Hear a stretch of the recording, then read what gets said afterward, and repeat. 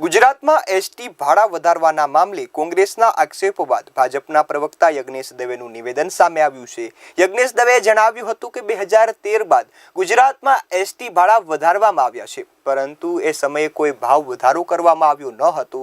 2023માં સરકારે GR government role અનુસાર 25% ભાવ વધાર્યો, જ્યારે 2025માં ફક્ત 10%નો વધારો કર્યો છે।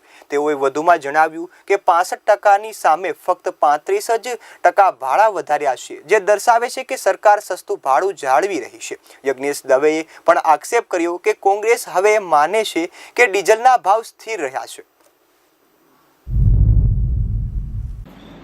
ગુજરાતની અંદર એસટીના ભાડા છેલ્લે જ્યારે વધાર્યા 2013માં વધારવામાં આવ્યા। 2013 બાદ જોવા જઈએ તો ડીઝલના ભાવ સામાન્યતઃ ડબલ થઈ ગયા।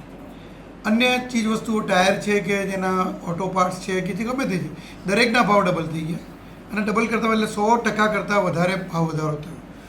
એટલે એસટીમાં એ પ્રમાણેનો એક જીઆર હતો કે જે પ્રમાણે ડીઝલના ભાવ વધે, એના આનુષંગિક વસ્તુઓના ભાવ વધે, એ પ્રમાણે ભાવ વધારવા, પરંતુ સરકારે પ્રજાના હિતમાં એ વખતે ભાવ વધારે નહોતા અને ત્યારબાદ કોરોનાનો સમયગાળો આવ્યો એટલે સરકારે વધારે નહોતા, પરંતુ છેલ્લે 2023ની અંદર 25% ભાવ વધારો કરવામાં આવ્યો, જે 68% ભાવ વધારો કરી શકાય તેવો હતો જીઆર મુજબ, છતાં પણ 25% ભાવ વધારો કરવામાં આવ્યો અને ત્યારબાદ હવે બીજો 10% ભાવ વધારો, એટલે 68%ના ભાવ વધારાની સામે માત્ર 35% ભાવ વધારો કર્યો।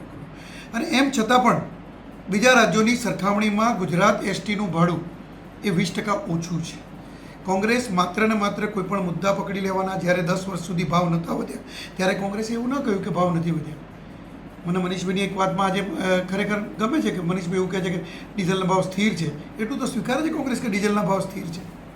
બીજું એટલું એ કોંગ્રેસે સ્વીકાર્યું છે કે 10 વર્ષ સુધી ભાવ નથી વધ્યા એસટી ભાડાના। એટલે જ્યારે પ્રજાના હિતની અંદર આ બધા નિર્ણયો લેવાના હોય છે ત્યારે કોંગ્રેસ રાજકીય રોટલા શેકવા કોઈના કોઈ મુદ્દા ઉપર આવે એ યોગ્ય નથી। એની સામે સગવડતાની વાત કરીએ તો 3000 જેટલી એસટી બસો વધારવામાં આવી, 50 જેટલા નવા એસટી બસ સ્ટેન્ડ શરૂ કરવામાં આવ્યા, એની અંદર 12 જેટલા એસટી બસ સ્ટેન્ડ હાઈટેક શરૂ કરવામાં આવ્યા, 2000 જેટલી એસટી બસો ટૂંક સમયમાં એટલે માત્ર 2 થી 3 મહિનાના ગાળામાં